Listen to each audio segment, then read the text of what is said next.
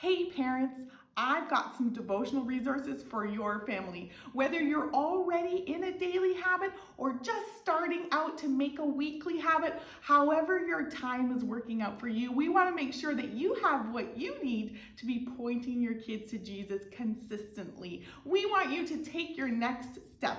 That might be starting a habit, that might be getting back into a habit, that might be making a habit different or better, or creating a new rhythm that works better for your family. Our families have grown and changed over the past few years, and I want to show you some of my favorites depending on what stage you're at. So this is Stop and Go devotional. It's pretty quick. It's for younger kids. I really like the way it gives you something to read. So you're going to stop and read. Then you're going to think and talk. Then you're going to go. So there's an application. Not all children's devotionals have an application. And one of the reasons I really like this one is because you get to go, however that looks for your family. And there's also a verse to remember too. I would recommend that book for ages probably starting around 2 or 3 all the way up to 7 or 8. I know that lots of families have more than one child. It's obviously easier to do devotions as a family. That one's good if you have younger kids. My next favorite is Thoughts to Make Your Heart Sing. This is by the same author, Sally Lloyd-Jones, as the Jesus Storybook Bible. It's 101 devotions, so if you're doing it every day, it'll last you more than 3 months, but it might take you a while to get through, and that's okay too. The language here is really good. Don't be a donkey. That's the page I happen to turn to. Day. Every morning we enter a new day. Who knows what the day will bring? God knows, which is why he tells us not to be afraid. He has already gone ahead of us into the new day. The language in this book is really powerful. I would say it's for older kids. Maybe if your youngest is 5 or 6, all the way up to 10, 11, 12. Sometimes I open it if I just need something to fill up my heart. I really love this book, and I love this author too. I'll show you more books by her in probably another video. This is the Action Bible devotional. If you have an Action Bible, this could go along with it, but it will stand alone if you want. The stories are there, the same illustrations as the Action Bible, but then there's an opportunity to have a key verse and some thinking, and it's week by week. There's also a chance for some reflection, and your kids can write in this, so it would become a bit of a journal for them.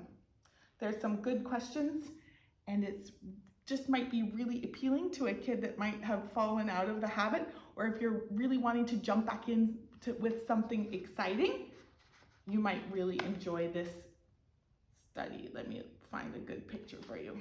The pictures are really exciting and might interest kids who are having trouble really getting excited about a devotional life or being independent with their devotional life. Everybody Always and Love Does. These are by Bob Goff. He's a fairly well-known Christian author. These are more anecdotal in nature, stories and cool things that God has done and the way that Bob Goff has seen God move in different places around the world. He's really well-traveled. We really enjoyed to read this sort of at dinner time around the table, and it always sparks good conversation. It might not be really appropriate for if you're looking for a formal devotional where you're studying scripture together as a family, but it's always neat to hear stories of God's goodness, and you will find that in these books. These are my all-time 3 favorite books. How Great Is Our God, The Wonder of Creation, and Indescribable. So these are devotions about God and science. Sometimes in the world, we're a little nervous about putting God and science beside each other because we don't know what will happen. But these devotions really help kids explore the really cool world that God has made and by his design. If your kid likes science or weird animals, this is the devotional for you. This also would help if you had multiple kids in a household. The little ones are always excited about dinosaurs or science experiments or, blobfish, whereas the older ones might actually want to understand a little bit more about why God maybe created that, or they might want to ask big questions, and this might help you answer them.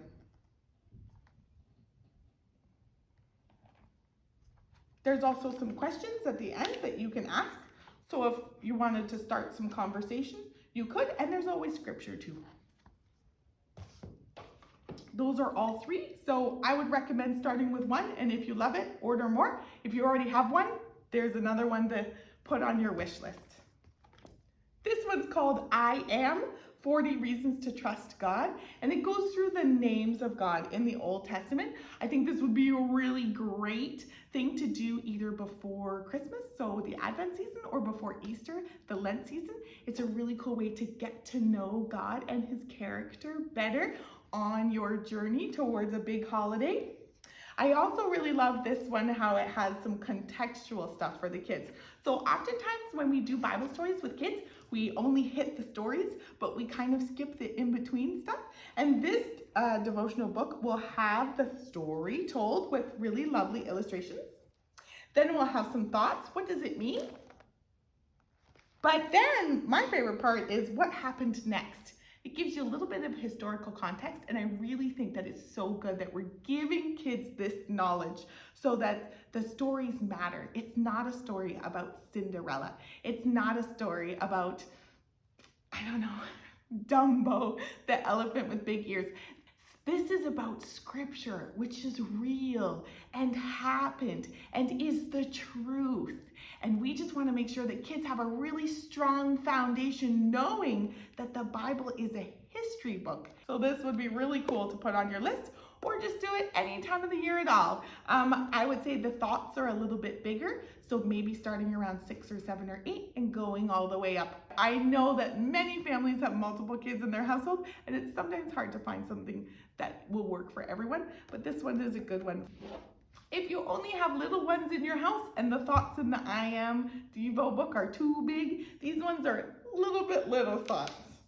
It's a board book, so it can't get wrecked. There's always a little prayer and a little scripture.